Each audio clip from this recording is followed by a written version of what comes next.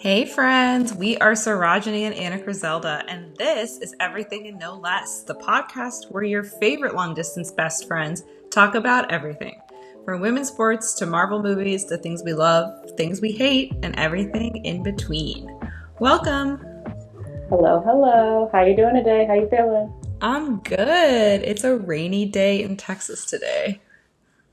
So rainy. Also in Chicago. Look at us being like almost on similar weather when usually Chicago and Austin I feel like are what is it, diametric, like very opposite. So Yes, just different planets. similarities in the time zone today we'll take it. We'll take it. We'll take it. Okay, before we jump in, I have a listener note, and this time I'm the listener. Okay, I'm always the listener. listener. It's a follow up. I just want you to know I've been in my head about my sweatpants.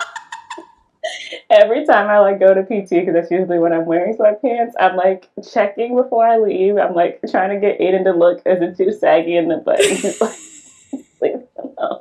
So I'm like checking in the elevator. You know how they like not real mirrors, but kind of reflective, I guess. And I'm like, Yeah, okay, yeah. hopefully they're not too saggy. Like Pull them up. trying to pull them up and tighten them when I'm in the middle of the session. That's all. I just wanted you to know that you've made an impact. I will say, my husband did not appreciate that. Call out. You took some shots. Was that the same episode? I can't even remember now. Where you were talking about you would never let him pick outfit for you, Maybe or it was was a different one. but you took some shots. Is my point. Justice for Eric. It's true. It is true. I will say, when I was editing that episode, I was looking for, I think I was sending you randomly some stuff, some college themed apparel, and the market is not good these days. Are I the don't kids know. okay? Yeah, like are people just not wearing this apparel anymore, and so there's no incentive to like make it cute, but I think that's right. Because when I was, my dad works for the University of Virginia bookstore, and they had like this huge Lululemon collection launch, and so I feel like that's what the kids are wearing, like expensive leggings, and some maybe they brand them with college, but like the whatever. What I don't even know what you call that. Like what you said, I just know it was bad. Okay, it was like a blazer and a hoodie, and there were gold buttons, like double breasted. Way too much. The epitome of way too much. But yeah, I feel like that's what the youths are wearing these days. Fancy athleisure. fancy athleisure. I mean, that's yeah. I mean, we were wearing wet seal. I was wearing wet seal. I had a very large collection of wet seal summer scarves. Um, I but think I had like different moments. Like there was definitely some wet seal. But what is it like Ann Taylor Loft or oh something? Definitely wow. like in a moment, at least in the springtime, their dresses it was really ridiculous. They would go on sale and I would get like the same dress in like three different colors. Like, oh, this That is yes. That was really big when we were young people, is like you bought the same thing in multiple colors, which and you would like pair it with like different accessories. like why? I guess so creative. So But it's also like if you find something that works, work it, I guess. But yeah, that makes me laugh to think back in retrospect. that was like a big thing with like also the like big jewelry, is like you would have like that like candy shiny jewelry that was super popular back then. I think I had a necklace from J. Crew, and like J. Crew Factory, of course, but like in like three different colors. And I would just wear it like depending on my mood. And it, like when I think about it, it like I know it was heinous. I No, just I know it know was. I was. But you couldn't have told me I wasn't cute at the time and that I didn't have like an expansive wardrobe, right? Like that I wasn't Yes. ready for something. Oh my God. Thank goodness that there's not that many pictures from those days and age, you know? Thank you. Shout out the Blackberries for because they did not allow for good pictures to be taken. No, So man, that that single pixel phone was not good for it. not doing it. Not Not doing doing it. it. Okay. For our opening this week, I wanted to ask you. So this came up when my husband and I were coming home from dinner one night, and we were talking about what time is too late to make a dinner reservation. And, we landed around like the latest you should probably be doing is like 7:30. Like that's pretty late. But obviously some restaurants that are super popular won't have openings until like 9:30. And if you're in Miami, right, like I feel like you can get reservations even later than that. And I was like, 9:30? That's midnight. Like that's basically midnight. So my question for you is, what time is midnight for you? I love this question because it brings up one of my favorite things to talk about, which is that, like, what time does evening start or whatever? And I found myself doing the mental calculations. Like, I am someone who starts saying good night around like 2 or 3 p.m. Like, I'm no longer telling you have a good day because the day is gone. You are now looking forward, looking ahead to your night. So I hope you have a good evening or a good night, right? By 3 p.m., what am I wishing you a good day for? The day is behind us. Um, and so all of that is to say, when I did the calculation that way, I was like, I feel like my midnight is probably 9 p.m., right? Because if my evening starts at 3, 6 hours later, 9 p.m., the day is done. Okay, anything after that is just preparation for the next day and or most likely sleep time. That's also around the time when I like usually hit a wall. And this week it's been true. I don't know why I've been so tired, but like 8:15, 8:30, I'm like, I have to go lay down. I have nothing else to see here, nothing else to take in here. So anyways, I feel like my midnight is around 9 p.m., which aligns with your dinner reservation landing or your conclusion. Like, yeah, 7:30. Whenever I see those later dinner reservations, I'm like, how? I can't even digest food that late. Like, I'm going to be up all night. My tummy is gonna hurt. Let alone, like, I can't imagine being good company then. I might be silly. Maybe that's fun, but like, I'm not gonna be coherent. Even with like no drinks, nothing involved. Just being up and out in the world at like after 9 o'clock is a feat on its own. Even when I'm up at like or out at like 7:30 and 8 p.m. and I'm like, oh wow, look at all the cars on the road. The people are really out here. It never ceases to amaze me. What about you? What's your midnight? I would say midnight for me. Okay, I like your definition of it because I think it involves some like really good math. But for me, I feel like midnight is like the point at which I'm like, we should not be out here. Like this is not it's not okay we're still out here in the world. Like we need to be home. It's midnight. And I feel like for me that happens around 9:30, 10. 10 is Mm-hmm. like 1 in the morning to me. So maybe 9 p.m. is more like midnight. Like if I'm still out of the house at 10 p.m., that's a lot. I'm like, "Oh my God, it's so late. I have to do my getting ready for bed routine. It's gonna take me at least 30 minutes. I might At have to that take a shower. Like, right. At that point, I feel like I've become like a toddler out in the world for the first time where I'm just like big eyed, like, whoa, what is going on? Look at all the people. Everything's happening. Like I'm just not really functioning, not my best self by any means. not at all. Not at all. So, listeners, tell us what time is midnight for you. For some of you, it might be 3 in the morning is midnight. And Um, when you're outside of your like abodes or wherever you call home, what are you doing? Like what do people do when they're out past 9 p.m. on the regular bit? Like on the regular. What happens out there? What's the world like? Nothing good. Maybe some good things. I don't Maybe? know. I don't know. I have no idea. Oh, so funny. So, so funny. Great question. Great question. Okay. For this next topic on friendship, I have another theory that I would like to run by you that I was thinking about just walking around in the world. Um, okay, so I have this theory that there are friends or activities or experiences that you have that make your life feel bigger versus smaller, right? So, a classic example of this, maybe not a classic example, but an example for me of this is like office work makes my life feel really, really small because it's literally you sitting at a desk staring at a screen, and there's just like something that is so world shrinking about it. The counterexample to that, I think, classically would be travel, right? Like if you travel, you feel that your life and the world, you feel how big it can be. And I think that that can be true for people as well. Like we talked a couple weeks ago about people who tell the same embarrassing stories about you or the same kind of negative stories about you. And I think that when that happens, there can be this feeling of smallness that comes, right? Like you see me as this person who is very either limited or can only be one thing. And you don't see me as someone who can be different versions of myself. You don't contribute to an expansive version of who I can be.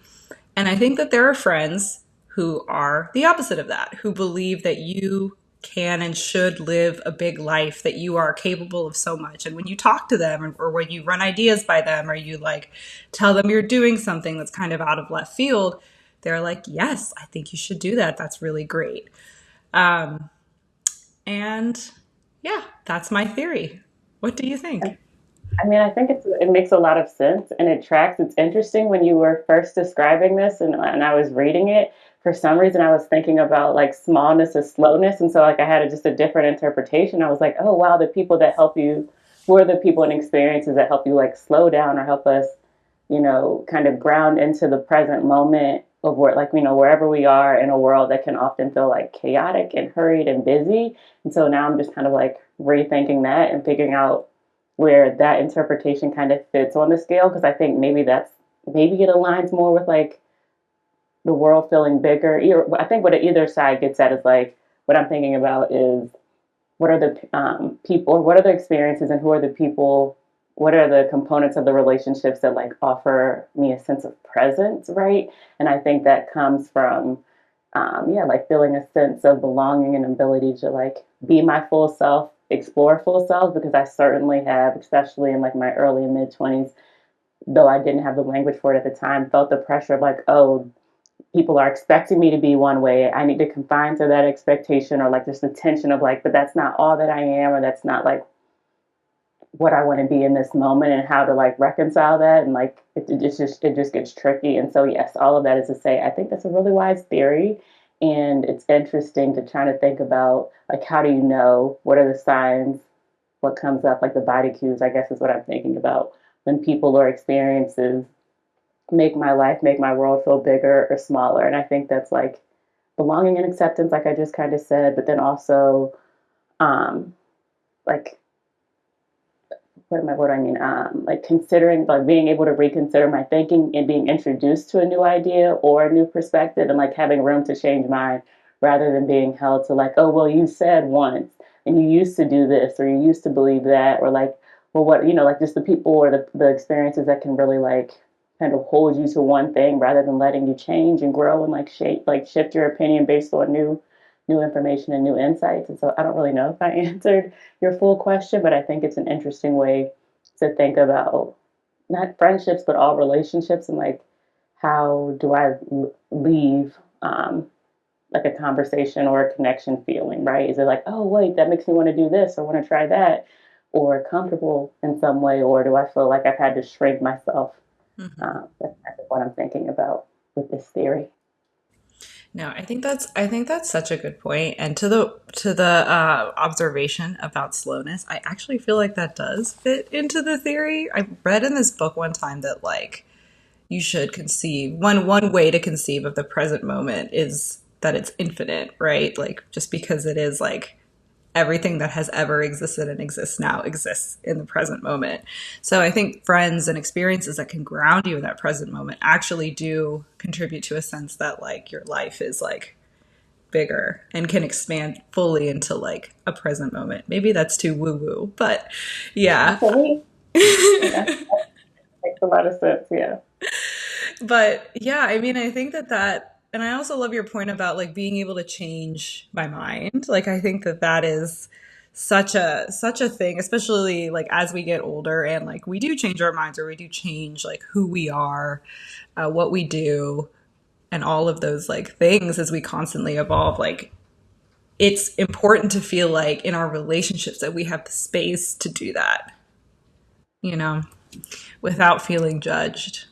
hmm I completely agree. The room to change our mind, the room to just try things out and then maybe come back, like change your mind Hmm. multiple times, I guess, or whatever, right? And just consider new perspectives. I think that's really important. And even thinking about And, I work in education and like how polarized the world, and that's always coming up with teachers and students and like, just all of these binaries. And I'm like, I don't think that like human beings are never really that binary. That is very much like social conditioning, capitalism. I always take it back there, but I'm like the skill and the space to like consider new perspectives and change our mind is so important. I think like really keeps us, or like it's something that helps me feel more connected to my humanity. Where I'm like, oh, this is not something that I knew anything about. How can this new thing that I'm learning or that I'm exploring even shift like older ideas or beliefs about myself, or maybe it turns out that it affirms them in some way, but just being willing to take in new information and not just kind of seek, like there's a time and place for external validation, but like not all the time, right? And so I'm trying to figure out like when am I just reifying old ideas versus how can I stay open to whatever the many things are. I think this life is always teaching us and showing us. I think that's like one of the things that I really had a negative reaction to as a lawyer is the whole field is just reifying old ideas, right? Like the change in the law is so at times it's regressive, but at best it's extremely small and incremental.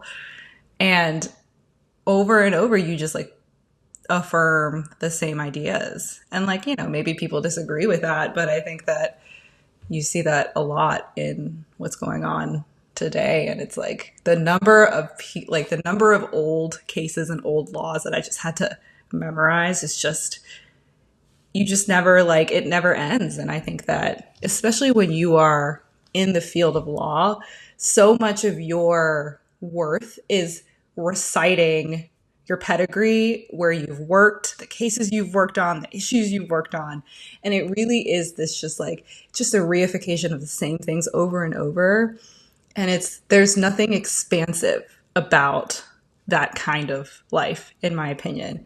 It reminds me of like when my husband is an aspiring gardener, when like the plants fill up their container and they become root bound and you have to replant them Mhm. somewhere, which I think is a nice metaphor for life. It is, but it is. I mean, you've heard me say, I feel like I've learned so much from having it, like taking care of plants, like even the basic things of Hmm. like take care of the basics, make sure you have some water and some sunlight, but then also like asking for what you need, right? Like plants will let you know when they are thirsty. And I think that's a really great metaphor. And what I was hearing as you were describing the practice of law, in addition to like not being expansive, is that it also doesn't actually sound rigorous. And that's not to suggest that like the legal field is not hard, or it's not like they're not challenging, and that you like, you have to be ambitious, you have to be smart, all of those things. But the like application of the work, as you described it, doesn't actually sound like it necessarily pushes folks for new solutions or to be responsive to the world and like again human needs, human dialogue around them. And sure, there are probably some things from case law and 200 years ago that are applicable or can inform, but only relying on that actually does not sound like meaningful or true rigor to me, right? And it's not like when I apply connect that to education, it's not how we teach students to like think critically, right? It's not like, oh, just go pull something from history or go pull from a past math experiment. That's not how like innovation happens, right? And so that just raises questions about like what does rigor actually mean? That's not just like busyness or like pedigree or knowing things for the sake of knowing things, but like what can you actually do with them that is like relevant to people's lives as they know them today. And like the ability to be fluid and flexible and change and adapt is actually a bit more rigorous than just being able to like draw on the old, right? It's like the ability to do more than one thing at once, I guess. It's such a good and important point because I do feel like the law it's an institution that is more concerned in protecting itself Mm-hmm. as an institution than it is in being rigorous and changing. And Mm-hmm. like I know people would disagree with that, but I really agree with that take. And I think that when you sort of think about that idea in the context of like personal development or personal relationships, right? Like they say that the most kind of like the more rigid your personality is, like the more rigid you are in terms of like what you like need from yourself and other people, like the less healthy the personality or the Mm-hmm. less healthy the personality is, right? Like they say that a mark of a healthy relationship or a healthy personality is flexibility. Like are you able to adapt and change and bend with whatever circumstances you're in, or whatever times you're in. So I think I feel like that is rigorous, right? Like your friendships that stand the test of time, like it's not that you both are exactly the same person. It's that there is like a flexibility and a willing to change and interrogate and adapt that is quite rigorous. I agree. I agree. And I mean, that's why my relationship with myself, we're working on it because I love my routines and my rituals. But every now and then I mix it up. When I get home, I don't like unpack immediately. I'll be like, give it an hour, Sarájanée, give it two. And I'm kind of kidding. But I think I appreciate you making that connection to our friendships and relationships too. Just thinking about where we're being rigid.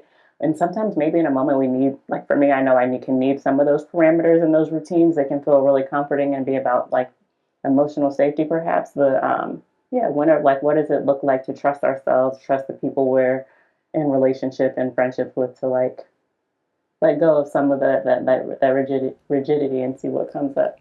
Hmm. So, yeah, I'll take it. I admire you trying to push back your unpacking time by an hour. I personally cannot do that, and I'm quite rigid about it. It's really hard. It's really hard. It's really, really hard. Like, I know from the internet that there are people that are like, oh, look at my suitcase that's been sitting in my room for a week. Like, I literally can't. Like, I can't. I live with one of them. The suitcase will be unpacked next week when we prepare to come visit you all. Like this. All I ask them like is you have to get it out of my sight. I'm sorry I cut you off, but I'm like, I cannot see it. I think that's fair. I think that's more than fair because it has to, like, it barely hits the floor and it's open. Mhm. Laundry, everything back. Like, I can't look at it. I can't look at it. Oh no, because I always end up needing one thing out, right? Whether it's my bonnet or something. And once I start, let's just go ahead and get it unpacked. Even if I don't do my laundry immediately, because sometimes, I'm not going to necessarily do it at 11 o'clock at night if we're landing late, but it's ready for when I'm ready to do it, right? It's Hmm. all sorted, it's put away, processes. Processes, you know, gotta do it.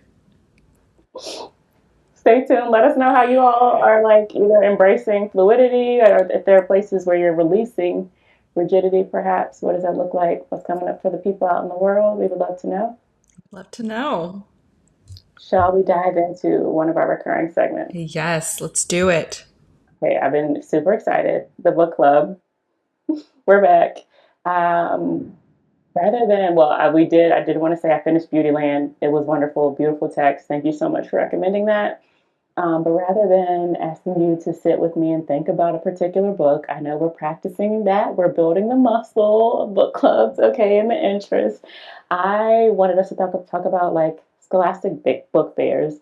Do you remember anything? Did you love them? I know you did. And have you seen any of these like adult versions of the Scholastic Book Fair? If so, what do you think? If not, I'll tell you about them and then want to hear what you think. Okay. To no one's surprise, I loved the Scholastic Book Fair. I loved it so, so much. They still do these. I saw an elementary school that had the banner outside where it's like Scholastic Book Fair this week. So happy for the kids that they're getting Scholastic Book Fairs still. I will tell you my favorite things to get at the Scholastic Book Fair, and then I want to hear yours. So my favorite thing to get at the Scholastic Book Fair, other than, books, was those, those like, we used to get like those pencil grips. Do you know what I'm talking about? And Mm-hmm. you would like slide them on your pencil and it would like ease like the pain of handwriting. I loved those. Loved those. When my mom gave me money for the Scholastic Book Fair, she was like, basically, don't buy anything other than books. Like, but like, I'd always sneak a little something in there. What about you? I loved bookmarks, like the books, Mm, of course. There was never enough time because I feel like they would give each class like a 30-minute or an hour window, and it was never enough time. I love bookmarks, though. I always wanted more bookmarks. I don't know why I needed so many, but I just imagined that I needed four or five, and so I always was struggling. Like, can I get two? How am I going to choose? But I was like very much all business in the Scholastic Book Fair and like exploring everything all business in the sense that like my classmates and my friends would want to be like talking about the books, and I'd be like, "Don't talk to me. I gotta pull all these shelves so I can I can pick my books. I have to focus." And I feel like I would know probably grade by grade what I was like looking for or have an idea, but I just was not into the business of like the kids would be running around showing each other their books and thinking about it. I'm like, unless you coming over here with a deal, like you get this one, I get this one, and we'll swap. And back then, I probably like was really protective about my books, so who knows if I even wanted to share. But I was very much all business in the book fair. Like we got 30 minutes. Don't talk to me. I got to see and choose and be thoughtful and use every single minute. But I also loved the Scholastic Book Fair. Big love. Tell me about the adult ones. Okay, so I think there are a couple different versions. There's one in Austin. I don't know if it's a couple years old now that it seems very wholesome. It's like I think there are some new books that are for sale, but people can like bring old books and kind of do like a book exchange, and like it's very much in the spirit of a Scholastic Book Fair, which looks very sweet. And I think, oh, that's a cool idea, right? Like to share books, find new books, and maybe encourage community around reading. Charleston, I've never been there. I need to say that. But when I read that like there's a books and booze adult book fair, I was like, it makes sense for some reason to me that that would be in Charleston, South Carolina. Like there's got to be a booze, a big booze element that I don't know. Like I don't know why I feel judgmental about it, but I'm like, why are you getting tipsy and like I'm just buying the books. I don't know. Not harming anybody potentially, but I'm just like I feel I had some judgmental feelings emerge. But what do you think? Would you go to a Scholastic Book Fair? What would your theme be? And would you go to a booze and books? Boozy book? Probably no to the boozy books. I mean, I feel like I do feel like in this day and age, people are always trying to like to do wine with things. I'm not a wine person. I don't understand it. I think I just don't have the palate for it. But I think that it's not for me. You know what I would do though? I think that okay, definitely books. And also, I think if you had like espresso stuff, like espresso equipment, I think would be great at the book fair. Just to fill out the miscellaneous items that they had at Scholastic Book Fairs. I think really nice, like custom crafted, like glassware and dishware. I love to see, like I love little gift shops with like handmade goods. I think that would be nice. And then plants. I also think having a plant section at the adult Scholastic Book Fair, I think that would be lovely. They would take all of my money. I was thinking plants or seeds would be really cool. Like get a book, get some seeds, or turn in a book and get some seeds. That would be really, really fun. Some pots as a craft would be quite cool. I don't know. Is there like a e-reader version? Like how do you bring in like Kindles and digital books to a Scholastic Book Fair? I don't know that you can. Like I think that the Scholastic Book Fair is primarily a tactile experience. Like and so I think that you potentially like can't. I don't know. I've been thinking that there are some books that like it's best they're best experienced in their hard copy form versus like there's a ton of other books where it's just like it's just fine to read them on e-reader, but I do feel like there are some books where like you really got to be in the pages, you want to underline, highlight, note. Like I do think that like there is a different like quite a difference with some books in experiencing them in your hand versus electronically. No, for sure. I've been thinking about that too after a conversation with a school leader. They were talking about like middle schoolers in particular and what they're noticing about like their reading stamina, right? Like both in terms of like coming out of COVID, reading short pieces in the name of like getting through more text or exposing them to more text and more perspectives, but then it's really hard for students to read like a larger book because that takes stamina that you have to build up. And like we were just talking about like how does the digital versus physical text change your stamina? And I don't know the answer, but I think that's something that I've been sitting with and just wondering like, oh, what is that? How do I think about reading physical books from that perspective in addition to what you're saying? Like sometimes you just got to see the words on a physical page and hold it in your hand and like be able to hug the book a little bit. Um, but one of the books that comes to mind is Notes on Grief. I think it may even be a few years old now, but by Chimamanda Ngozi Adichie.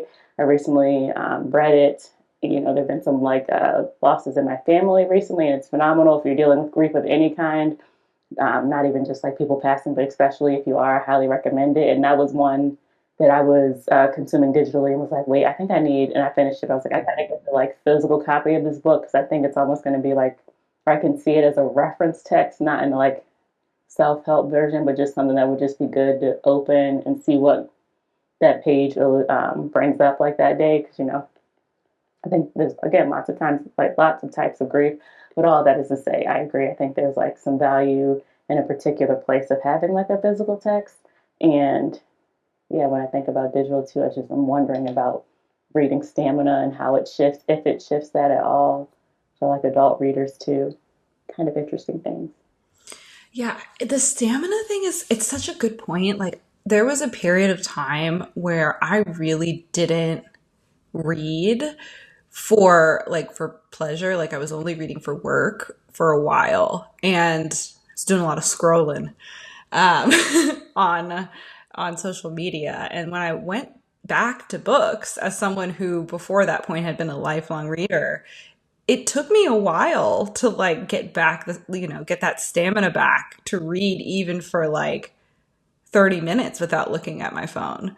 So I can only imagine for kids whose brains are still developing, who spend most of their, time learning or and in leisure on screens, like how it's altering the way that they're able to pay attention to texts, because they had us reading really not really long books but long books in high school. Like, we were Okay. reading.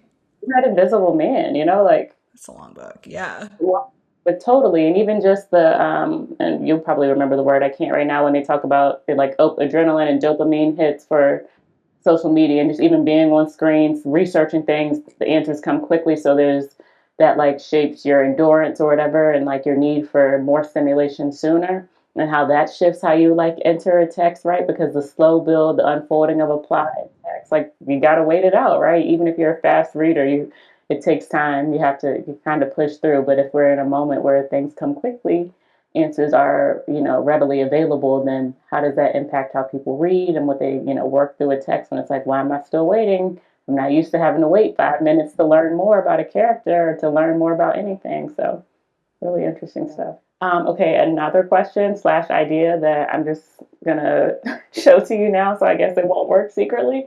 I'm gonna take us to an adult Scholastic Book Fair of some form, and then I'm gonna tell you that there's like special collection books and plants and glassware in a small room. And maybe that's how I get you into a select book club. And I'm like, oh, wow, these six people are talking about a book we just read. Why don't we sit down and listen with them? Would you leave or would you like stay for the glassware? Ooh, I love glassware. I do. Jimmy Butler is one of the people. Okay, I'll And stay. I'll stay. okay, okay. So, okay. My pieces. This is good information. I'm learning how to build the perfect book club. Glassware, Jimmy Jimmy Butler, Butler. Tom Hiddleston. No, that would be too scary. Why would he be there? I don't know about that. That would be Okay, okay. weird. No time, no time. Got it, got it, got it. Good notes, good notes. I don't. Do you think that Tom Hiddleston and Jimmy Butler would get along? I kind of feel like they wouldn't get along.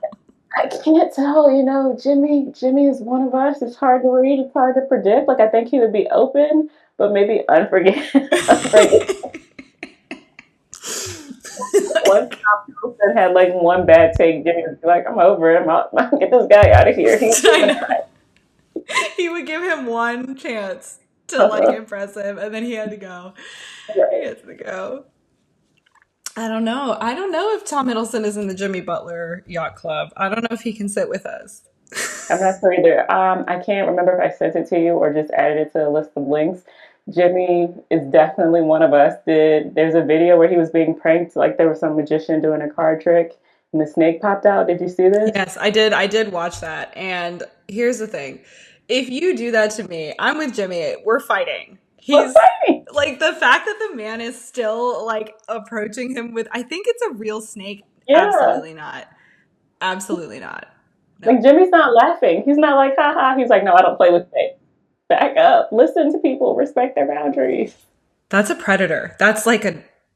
a natural predator. I don't know. I know it's a baby, but like it's not right. Don't do that. I wish snakes well away from me. Okay, away. I can't handle it. I don't do critters. Things we discussed before. I don't do critters. Nothing that's crawling or slithering near me. I don't. Not for me. Just not for me. It's not. It's not. What would you do if like you had a kid and like they were really into critters? Like they wanted like the tarantula in the terrarium or like the snake or like the iguana Not in my house. in your house. In my house. In your house. In my household as a Black American Southern woman.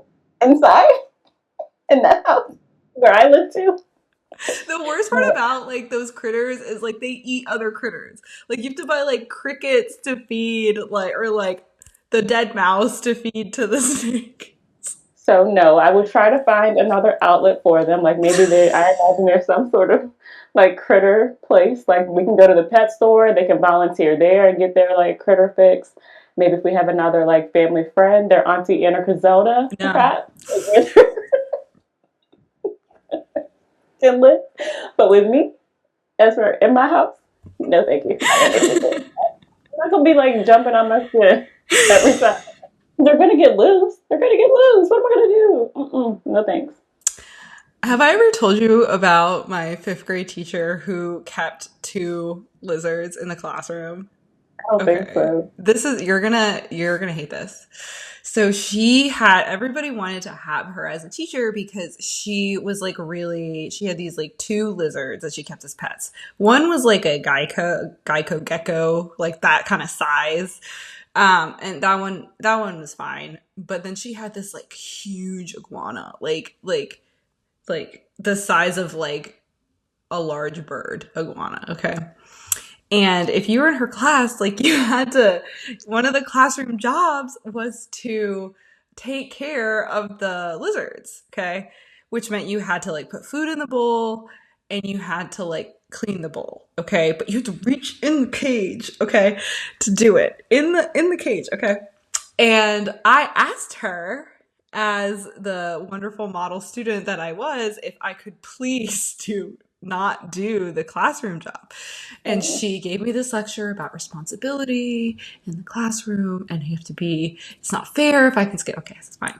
I'll do it. Okay, the only issue with this is that the big iguana scared me so bad, and also it would, after it ate its food, it pooped in its food bowl. Sorry. I hate it. I hate it so much. And so, not only did I have to reach like in the tank, terrified, petrified, okay? I'm like standing on a chair in the classroom, like reaching in to get this like food bowl that is full of shit. Mhm. And you have to take it because like you can't wash it in like the classroom sink because like there's no garbage disposal, whatever. Like we had to go to the back of the school to where the janitor's hose was and like hose the bowl down and like one it's a two-person job. One person had to like hold the bowl and the other one had to aim the hose.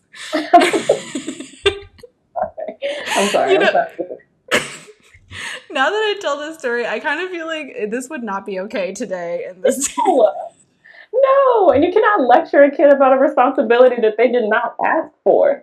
You're talking about children. Like, what are you teaching me about pets and taking care of things? No, I didn't ask to do this. I didn't get to opt in.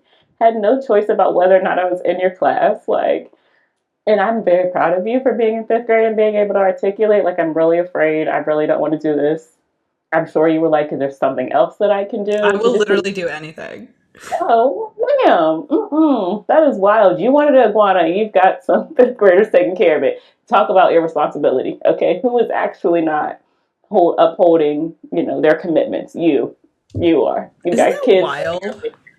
Yeah, no, that is not okay. Isn't that That's wild? so gross. That is so gross. Ooh, gives me the heebie-jeebies. Yuck. The I 90s was was crazy. a different time. A different time. Yeah, Different time. Oh man. Anyway, shout out to you, Mrs. Early. Hope you're doing well. Okay, let's do hot takes or why we can't have Twitter/X. slash any of the things where people are just typing out their thoughts there. As many of my kind of conclusions about life and wonderings come up, this one came up in rideshare recently. I think that fruit scented air fresheners, like all of them, they need to be gone. And maybe this is cultural. You have to let me know if like other people do this or if there's like this just like a black people thing. The like little tree air fresheners, I think it might be time to retire them. And I feel some like weird tension about like, really, that feels like a big thing to say, but I think it's time for them to go. Like, there are other ways to freshen the air that aren't those little trees. And if you're going to have a little tree, it should not be strawberry. Like, I hate to get in Mm. a car and see a strawberry little tree. I hate it. I hate it. I don't need it. I don't want it. Like, why would that ever be the choice? Why would that ever be the choice? It's a weird choice to like choose such a non-neutral scent to fill your car with. Like, I do think like I'm someone who keeps like a very clean car, and I feel like if you're using very heavy air fresheners, I think there is a deeper underlying issue that you need to potentially address. Like, you need to do a vacuum, you need to get a detail, like something. But yeah, the choice of strawberry is quite incorrect. It's not right. And if your car is clean, it doesn't smell good, right? It's just like overwhelming. And if like, there is something to your point that needs to be addressed that's not, you're just covering it up and adding more like, I don't know, odors or something into a small space that are, it's just not good. It's just not good. But okay, you know what I'm talking about when I say the little tree ones though? Yes, yeah. You haven't, those are, do like non-black people use them? Because I've only, like, I grew up with them in cars, but I don't know that I've ever seen a non-black person wear them or have them up. And I'm just curious. Okay. I mean, when I was growing up, Filipino people always have a rosary hanging from their rearview mirror. That's culturally what we do. I think maybe Latinx people probably also do the same thing, big Catholic thing to do, but no, not air fresheners. My dad was actually very against air fresheners because he keeps and kept a very clean car. So, but I don't know. I mean, I do see people with them on the road. I haven't done a demographic study, Next step. but maybe I will.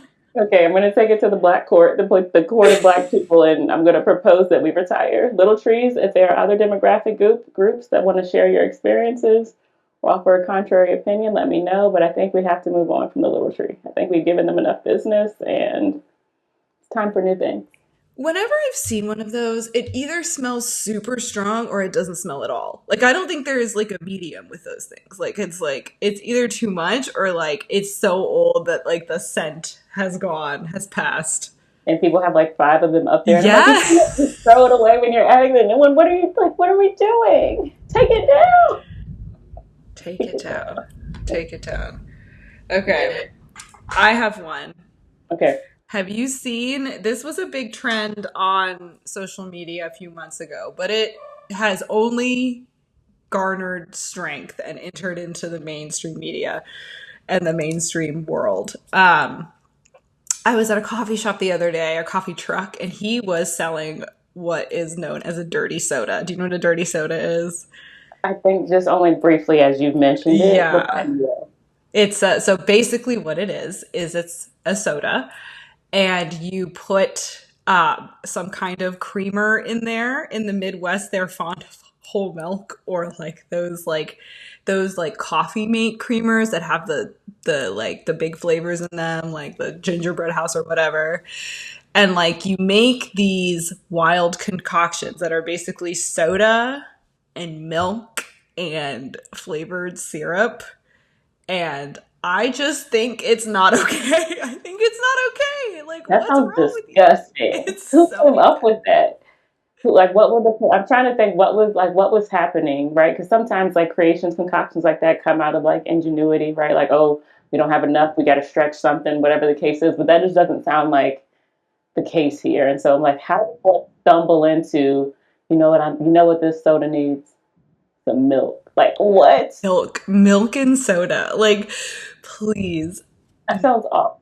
The syrup is weird to me, but it makes a little sense because, like, in some ways, soda are like syrup anyway. But the milk, people are not okay. They're not okay. Like, We were at Buc-ee's, which is like this big Texas gas station, and they have a huge like wall of like just like the sodas. And in front of it, there's a counter of just like every kind of milk and creamer and syrup you can imagine. And people are in there just like making the weirdest stuff. Like, I'm just like, I can't understand. Why is ginger ale not enough for you? Why? Please. Capitalism got people wanting It's more. capitalism. And it's fake creativity, it's consumerism, and that like you can't. Okay, as much as people talk about our matcha and they're like, "Oh, you don't really like that; it's so earthy." You are not going to convince me that people think dirty soda is okay and matcha is not. Like that is terrible. That is terrible. I'm sorry. Do not drink that. Don't drink that. It's your auntie Sarájanée. I'm calling in. Put it down. And if you have drank it, per my like self help book for 2026, go drink some water. Go drink lots of water right away. Right away. You don't need that. Like, you don't need that. You don't? Is it big dairy? Is it like a big dairy conspiracy in the Midwest, right? They're worried about like, the alternative milk's taking over and they're like, you know what? You know what'll get them? Tell them put some milk in that soda that'll keep us relevant. Like, what? Another thing I've seen living in Texas that I didn't see living anywhere else is that I think there is a big dairy thing happening here, because there's so many different kinds of dairy milk. And like, of that, I mean, I'm not just talking about 2% whole skim. I'm talking about strawberry, cotton candy, banana, chocolate. Like, there's like flavored, like, milk, like a lot of it here. And I don't understand what it's for. I don't What understand. is it for? What and who? How are you just drinking cotton candy flavored milk? It's blue. Huh? Oh my gosh. Mm. I'm not having any. Should we do a taste test? No, God, no.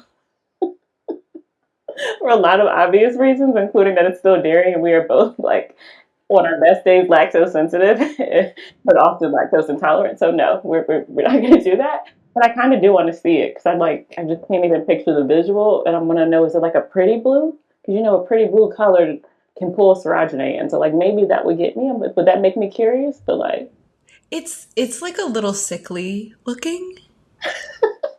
Oh, and during St. Patrick's Day they had green milk. no, no. I don't know All what right, flavor it was though. Maybe it was mint. I don't know why mm, you would do that. do Please, enough. Do less. do love. You got to bring the people back to the table and be like, all right, that's enough. Enough of that. Enough of that. Mm-mm. But yeah, little trees, fruited air fresheners, dirty sodas, they're all going to be gone, and we're judging you. Not judging you. We're not judgmental people, but we are like looking at you like you might be making some questionable choices if you are using or partaking in any of those things. Okay, we invite you to consider. We do. We truly do.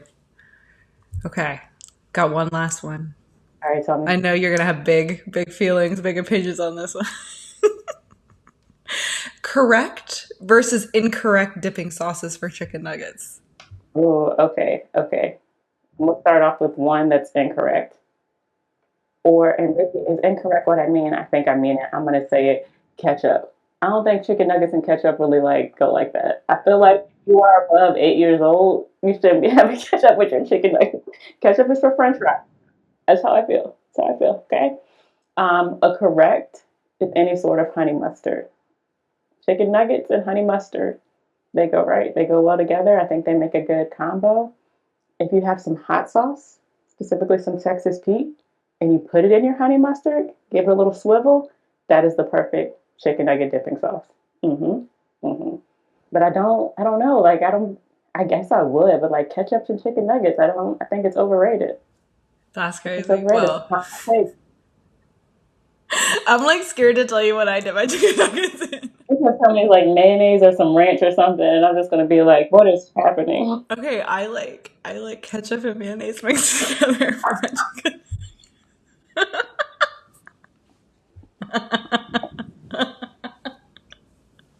Like what? What? It's Okay, I good. will say this is better than I thought, because if you had said ketchup and ranch, I would have been like, I don't even know who you are right now. I got to I get off this do like call immediately. ranch. I do like not together, but. No, ranch is another one that I don't need. None of them white sauces, I'm telling you. White sauces. But okay, ketchup and mayonnaise. Like I can see you doing that, knowing what I know now, but like, hmm. Hmm. Okay, I hear you. I do. I also love honey mustard. Very good. I'm gonna try mixing the hot sauce in. I haven't tried that one, but Try it. It's very good. I It's very do good. love. I do love honey mustard. A good honey mustard. Incorrect. Barbecue sauce. Yeah, I don't get it. I feel like I had a moment. I don't hate it. I don't think that's right. I don't think that's right. Like a tangy barbecue sauce, which I've never tried. I've just seen it on menus, and I'm like, what is that? Mm. Can I ask a quick clarifying question? Okay, so it's like mayonnaise ketchup concoction. Are you like dipping in mayonnaise and then dipping in ketchup, and or are you like mixing them up and then dipping? How does it Okay, come about? so you do two little piles and then you mix it in the middle and then you can dip it in the middle, or if you just want ketchup on a bite you could go on the left side. If you just want I mayonnaise you can go on the see. right side, but typically I'm dipping in the middle. Doing like a Venn diagram. Yeah, yeah, yeah, yeah. We got to get you a mayonnaise sponsorship. Hellman's, Dukes. We've got the spokesperson for you. I love mayonnaise. I don't know, it's one of my problems, honestly. um any other dipping sauces you have? Keep it simple. I think that's it. Honey mustard, little Texas Pete, a little hot sauce. That's good. Like if there's nothing else, I will probably use ketchup on certain chicken nuggets, but it's not gonna be my go to. I really might go with like a plain chicken nugget over some Wow. ketchup. But I did used to like love a Polynesian back in the day, but it's a little too sweet for me. I know the last time I Yeah, had it. I don't like Polynesian sauce. I've only had the, I think that's like a Chick-fil-A sauce. Yeah. Do you like Chick-fil-A sauce? Like like No, you don't like Chick-fil-A no. sauce? It's like Wow. aioli. I mean, I don't like a lot of restaurants like house sauces, like even Shack sauce. Don't put that on my burger. Keep that to the side. Mm-mm. It's a little thick. Wow. Give a little aioli, and I don't want that. I I don't can't want believe you it. don't like Chick-fil-A sauce. I live for Chick-fil-A sauce. Oh my gosh. I do agree. It's more mayonnaise than mustard. I think the ratio's off for you. I don't need that. Keep that mayonnaise away from me. Oh, I love mayonnaise. But what if I had to save you and there was like a pool of mayonnaise in between? That's how you know I love you. I would like wade into a pool of mayonnaise to save you. And I don't know what's on the other side, what I'm saving you from, but you should know. I Well, would do thank it. you. I do think it would be like a quicksand situation. Like, I think you might drown. Like, I don't think you should do that. Like, I don't think you can swim through mayonnaise. Probably not. All bad, all bad. Maybe I consume like a little. How much mayonnaise would I consume for Anna Criselda? A lot. If they were like, eat this nugget dipped in mayonnaise and ketchup to save her, I would be like, I love you. I love these hypotheticals. I always do these with my husband. I'm like, if the only way to save me was to do like insert thing that he hates more than anything, like having his feet touched or something. I'm like, they said the kidnapper said that was the only way to save me. Are you gonna do it? And then he starts interrogating the hypothetical. He's like, well, why would these Why is this the only kidnappers? option? Yeah. That's so funny. Okay. Anything else on your mind? Um, Not that I can think of. I think it's been a good episode. It's been good. Okay. Well, that does it for episode 28. If you liked this episode, share it with your long distance best friend. Thanks for listening. See you next time. See ya.